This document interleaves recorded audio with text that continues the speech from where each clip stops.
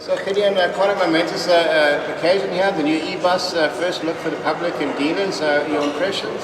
I think it looks really good, and it's one of those things where we've assisted with them, or we've worked with them on the design. So it's close to what we're operating, and it's just the next step to go electric.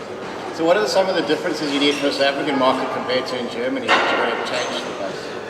The bulk of the European market will be what they refer to as the inner city buses. So it's the low floor buses, where these buses, or the ones we operate, we refer to as a low entry and a high floor. So we need 65 seats. With the European buses, there's more standing capacity than seating capacity. Our passengers, they spend longer times on the bus, so we want to give them a seat. So 65 seats is what we aim for. And what sort of application would you be looking for this particular bus? It's designed that it can do all our routes, but an electric vehicle is opposite to a combustion engine vehicle. It's more efficient in stop-start, where your car will be open road, it's more efficient.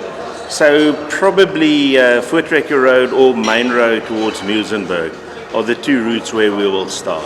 So that's quite a key differentiator between combustion and electric, that it actually works better in traffic. It is, because when you're stationary, there's zero energy being used, where while you're stationary and your vehicle idle. So it's built for stop-start. Plus, when you're on the brakes, then or when you take your foot off the pedal, there's regen in it. And the driver told me all the way from MAN to here, he never touched the brakes. So it's like an oversized golf cart. It is. It's exactly that. And sort of obviously you're going to be saving a lot of money on the pump with the price of diesel compared to electric. As Francois said earlier, the energy portion of it, and that we've measured, we're looking at about 70% reduction versus diesel, and that's the price of diesel up till the last calculation we did, June 2023 prices. So it might be slightly more, it oscillates or hovers between 70-75% of your energy cost. Then we haven't measured it yet, but there'll be spare parts savings, and the sensitive part of it, there'll be labor savings as well. So we're working on ways how to mitigate the labor savings. And in terms of your own renewable energy production, would you do that on some of your depots? At Golden Arrow, we're just over 2 megawatt peak capacity at the moment. So our roofs are not covered, but they're close to covered. What we've done is at one of our depots, we replaced the carport, and we replaced it with a solar carport. And then while we were busy, we just doubled up on it as well. So there's parking for 3 times the number of vehicles that we used to have. So wherever we've got staff parking, we'll probably put in solar carports.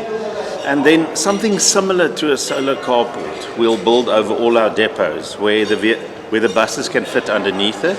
And the picture in our mind is that our charging stations, the charging cable will hang from the roof, and that will run all the cables in the structure for the solar. We own 22 hectares, and we'll cover as much as we can of 22 hectares with solar.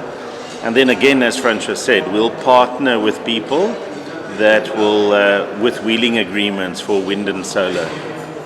Sure, that's exciting. It must be exciting time for Golden Arrow then. It is. We travel the same 1.3 million kilometers every single week of the year, excluding a handful. So this is the new way to go. And it's really, I often make the joke, it's my Prozac at work. It's really, it's exciting, it's new, and it's the right thing to do. Plus, it's got financial benefits. Do we have much lithium deposits in South Africa that we could really be tapping into? We hear that we've got. My mining knowledge is as close to zero as it can be. And again, dangerous comments to make. My personal view, local production of batteries, I think it's going to be a while. I think importing of cells and building them here is probably the first step to take. But the Chinese have signed up a lot of the deposits anyway. Plus the knowledge I think we're following, we're not leaders on that side, so it's going to be a while, in my opinion.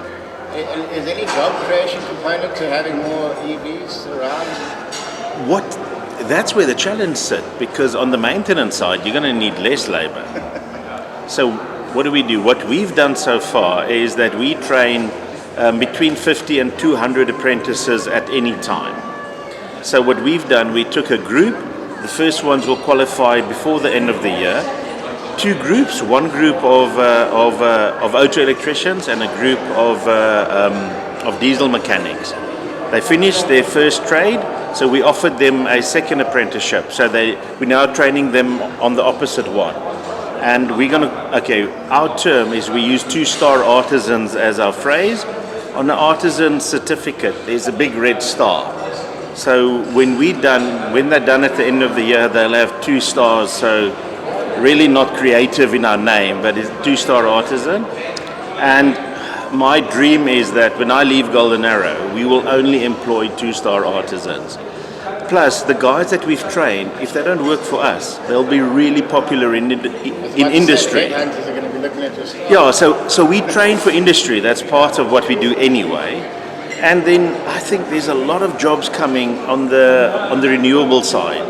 Solar farms, maintenance of it, wind farms. So overall, I think close to the same. But in the automotive industry, it's less. And partnering with a company like MAN must be a sort of dream come true. It's a partnership that started before my career at Golden Arrow, but it's been a really good one. And yeah, we would love to. Today shows that it's a two-way street. We think it's good for both parties because we give them the operational input, and they give the vehicle the technical input. And overall, it's a really, really sound vehicle. Sandy, buses sometimes get targeted by other industries. How can you safeguard these presumably quite expensive vehicles? No, we do safeguard. Well, a week or 2 or 3 ago with the taxi strike, they burned 9 of our vehicles. So that happens. But we found ways, because all the vehicles sleep inside the depots. So we will look after these a bit more than the diesel ones to start with.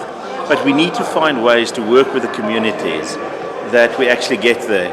And often people ask us, but how do you carry on? You cannot let that stop you. You have to carry on and find ways how to make it work. And it's important because we've got a responsibility to the passenger. We have to take them to work and home as the bulk of our passengers, and we find ways to do it. As you say, working with the community must be essential to getting that message across. Our operations guys have got community forums. So they spend a lot of time in the community, and you find the hotspots and you make it better, but it's like a production line and debottlenecking. The problem moves around, but overall it is as good as it's been in the last 15 years, 16 years that I've been with Golden Arrow. Absolutely, and the future of the diesel truck bus, do you think it still has a place? I think it's gonna be a while. As they've mentioned, again, I repeat a lot of things. A vehicle with us, we use them for up to 18 years. So whatever we buy, we've placed our last order for a while for diesel vehicles. We buy 5 buses a month every year for the last 20 years, since 2000, excluding the 2 COVID years. So we've placed our order, so 18 years from now, the last one should be scrapped. So it's actually 19 because it's a 12-month order. So there's a lot of diesel left in South Africa, but we believe that the electric is going to come quicker than what people think. That might not necessarily be fast, but I think it's quicker than what most people anticipate. How many Ks does a bus average on a day, a city bus? Our vehicle's just over 200 on average. That's the sweet spot then for electric. It is perfect, because with 200, and it's one of those answers we still need to find, because the first 2 buses we tested had a capacity of over 300 kilometers. This one over 300. We imported 1 bus in full. We downscaled the battery that we can get 250 kilometers out of it, because you want to, and it's an interesting concept. Most people have got this range anxiety. When you speak to people about an electric car, they want a car that can drive 600 kilometers. Again, I'm full of opinions today, but in my opinion, wrong car. You need the smallest battery that can do the work that you have to do. So you need to understand your profile in detail. People think they understand their profile, but they don't. You really need to measure it, and I always tell people, put a GPS in it and check the data, because you've got a saying, without data it's only an opinion. Many opinions, people underestimate the time you've got available to charge your vehicle. So smallest battery that can do your job, because battery, two enemies to transport, it's cost and it's weight, two things you don't want. And just as a side, I drive a little electric car with 200 kilometer range. And when I tell people that, they get this disappointed, you can just see the disappointment in their face. I absolutely love it. I charge it at work and at home overnight. So 200 kilometers is the starting point. So you probably got a Land Cruiser for the weekend anyway. So. I am one of the spoiled people with a bigger vehicle as well. But I guess you hit the nail on the head. You have your city car and then you have your holiday car. You know? Exactly. They're two different practicalities. Yes. Yeah, so we think that the slightly smaller battery than this one, which then will give us more passengers, which will be perfect. But for a test bus, this is really, really good. And government getting on board with a few subsidies would help you on your journey? Of course, we'll say yes to any subsidies. In South Africa, zero subsidies. Nobody pays you to go green. So we made the decision purely commercial. So step one, it's commercial. All our costs, all our costing and sums done on Eskom generated electricity. And then, of course, you're going to go as green as possible. But to wait for the green to catch up is just a chicken and egg. Nothing will ever happen. So we're going ahead. End of 2025, we need 60 electric buses on the road in Cape Town. End of 26, 120, and then it's big decision time. How do we go forward? Because we actually need 120 to do this test properly. Before that, 6 depots, you can play around too much. And by then, there will be many solutions to our electricity challenge. Subsidies from government, I think the odds are small.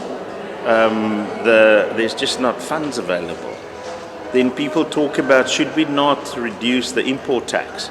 Because it's actually, in South Africa, it's punitive. That'd be the low-hanging fruit. Yeah, if you import a diesel vehicle and an electric vehicle, you pay more tax on the electric than on the combustion engine. But the risk, if you drop that, is that you'll hurt the South African industry. The local bus bodybuilders will take a huge shot, if not I won't say disappear, but we think build the buses the way we do it now. Import the chassis, build the bodies in South Africa. We think that's the best way to go, and to keep the knowledge and the jobs in South Africa. And the local assembly and everybody's happy. All that, yeah. So our first 120, we'll see where we go, and then we're going to make big decisions. But if I have to put my money on it today, then there'll be many electric buses in Golden Arrow in the next 5 years. Do you ever, maybe not in your realm, but do you ever see a time when the taxi industry can get formalized and really work together with the bus industry? We always, our opinion with the taxis is as follows, is that anybody who wants to receive who wants to receive subsidies must just play according to the same rules. So same rules for your employees, same rules for your drivers, what they are allowed and not allowed on the road. Then we say it's no problem. But you cannot dish out subsidies and then there's different rules for the operators on the other side that's receiving it. So as long as that's one of the provisos, no problem. And we think we should work together, because we think that the taxis are for the shorter routes, the buses should be the longer routes. Correct me if I'm wrong, but was MAN involved with the My City project at all? MAN, not at all, no.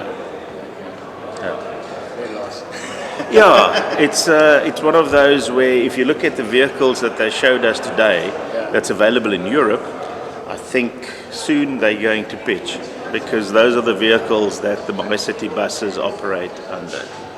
Especially with a quite a forward-thinking mayor who'd probably be open to the... It's coming, yeah.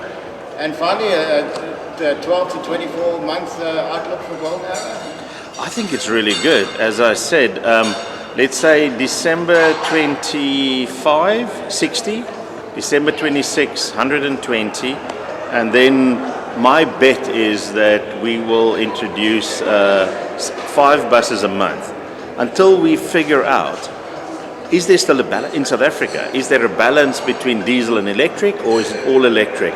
Those questions haven't been answered.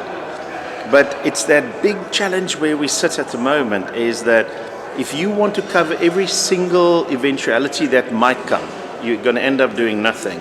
And there's this saying, when all is said and done, a lot more is said than done.